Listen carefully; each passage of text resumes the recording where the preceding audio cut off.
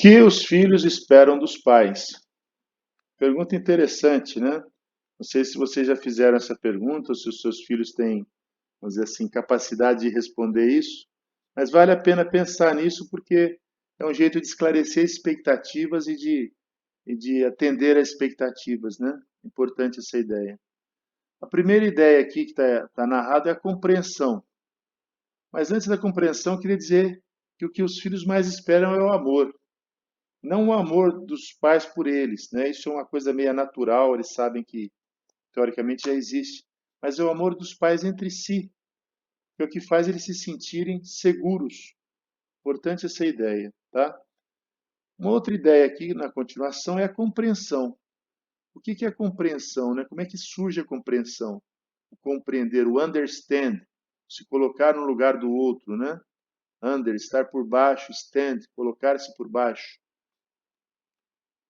Através do convívio de qualidade a sós, através do diálogo, que é ouvir e falar, através do conhecimento dos temperamentos, né? Eu vou falar numa outra ocasião sobre os temperamentos, mas existem 4 temperamentos básicos dos gregos antigos que são o colérico, o sanguíneo, o fleumático e o melancólico, e tem um outro que é um conjunto dessas 3 características aqui que formam 8 temperamentos.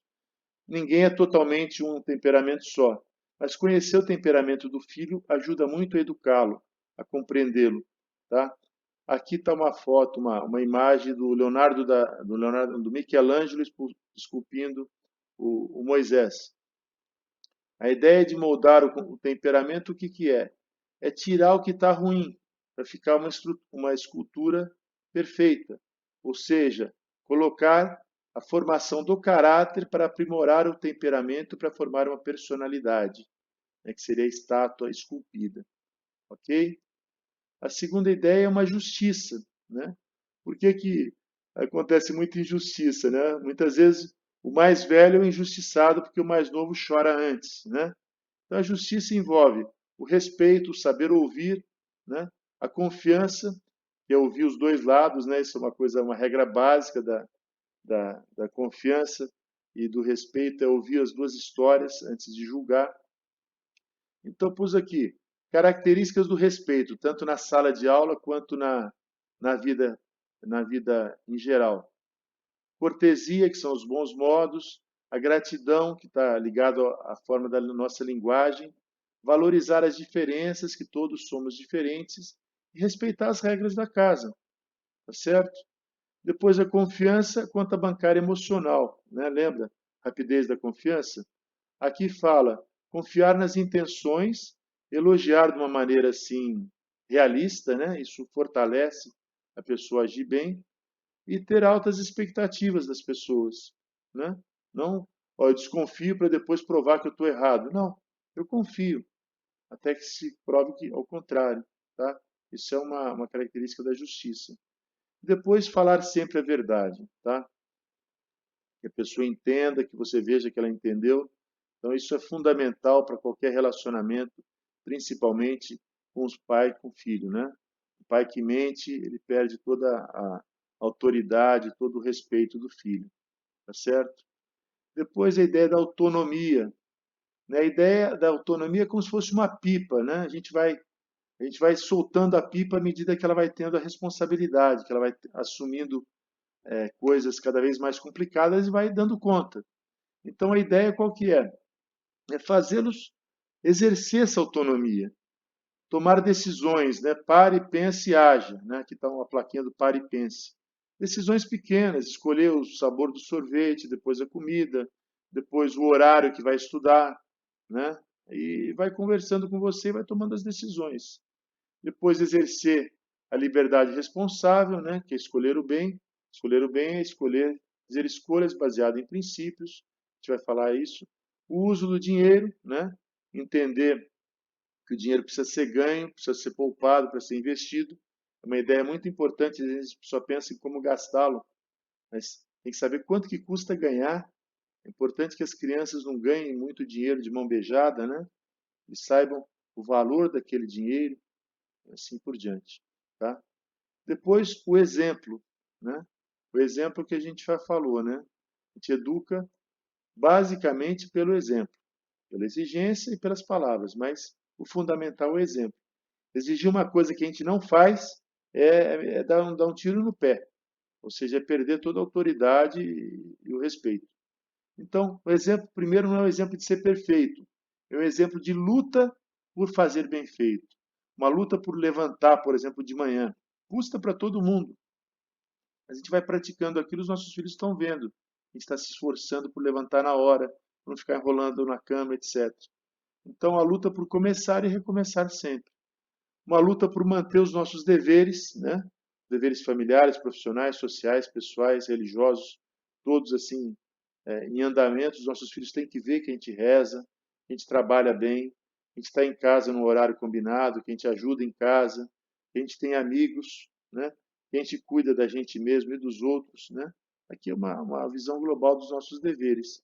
E essa estrelinha para representar os nossos aspectos físico, mental, ou físico racional, envolve inteligência e vontade, emocional, social e transcendente. Né? Uma estrela que ela tem que ter as 5 pontas, senão fica quebrada, fica faltando algo. Né? Então a gente tem que cuidar dos 5 aspectos da nossa vida. Tá? Aqui são aplicações dos deveres e aqui são aspectos pessoais que a gente tem que cuidar para viver bem os deveres. Representado aqui por uma pessoa que tem que equilibrar um monte de pratos. Né? É complicado, mas a gente dá conta, tá certo? Não de equilibrar os pratos, de fazer essas coisas aqui, tá certo? Depois a ideia da amizade, né? De ser amigo dos filhos, não amigo aquele amiguinho que bate nas costas, não. Um amigo que exerce autoridade e que dá bons conselhos, e que compreende, etc. Tá? Aqui eu pus algumas ideias com relação a essa amizade. Vamos dar uma olhadinha aqui um pouco melhor. Deixa eu arrastar para cá. Tá? Compreensão, depois o exercício da autoridade que a gente falou, né? Exigir, cuidar dos eletrônicos, ter encargos, né? Ter responsabilidades em casa.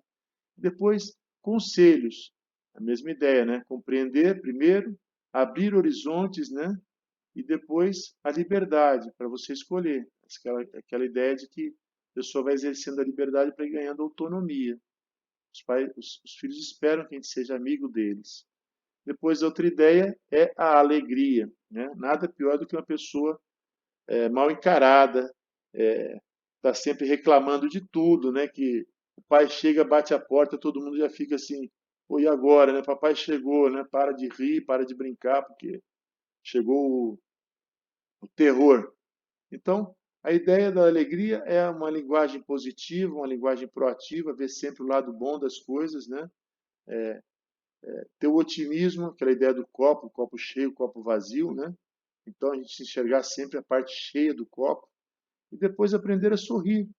Muitas vezes o que precisa em casa é um sorriso, né?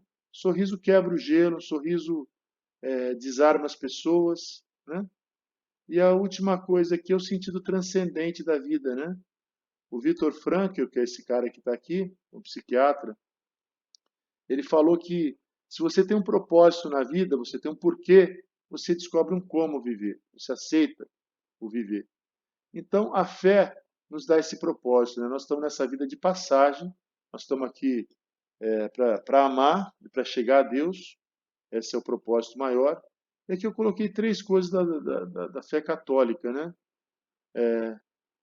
A doutrina, a gente conhecer a doutrina católica, que tem o catecismo da Igreja Católica, lá fala as verdades que a gente acredita, os mandamentos da lei de Deus e os sacramentos, né? Que são as ajudas espirituais que Deus nos dá.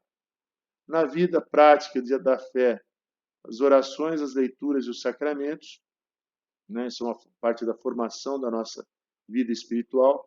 Ninguém dá o que não tem, então a gente precisa ter essa formação.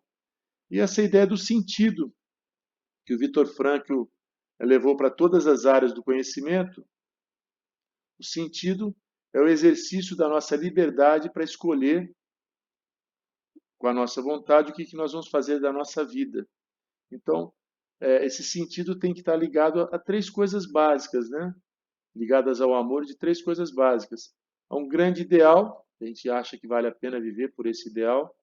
A uma pessoa, e vale a pena a gente dedicar a vida a uma pessoa. Ao sentido de aceitar o sofrimento que não dá para a gente, vamos dizer, vencê-lo, né? Não dá para a gente derrotar. Estou com uma doença incurável. Eu vou aceitar isso por quê? Porque eu confio que Deus sabe mais e se Ele permitiu que isso acontecesse para mim e Ele me ama, é para o meu bem. Então são os valores de aceitação. São os valores de missão, de realizar, os valores de amar e os valores de aceitar. Tá? São os três valores que dão sentido à vida. Então essa é a ideia do que os filhos esperam dos pais. Parece muita coisa, mas são coisas que se a gente procura viver com retidão de intenção na nossa vida, a gente vai, a gente vai vivê-las assim, de uma maneira meio natural, tá? Eu acho que a gente precisa cuidar, mas vai ser um pouco natural viver tudo isso, ok? Vamos para a próxima, então? Deixa eu centralizar isso aqui só para acabar, ficar essa ideia aqui gravada para vocês enxergarem o todo. Amor, antes de tudo, compreensão, justiça, autonomia, exemplo, amizade, alegria e vida de fé. Boa sorte. Bom trabalho.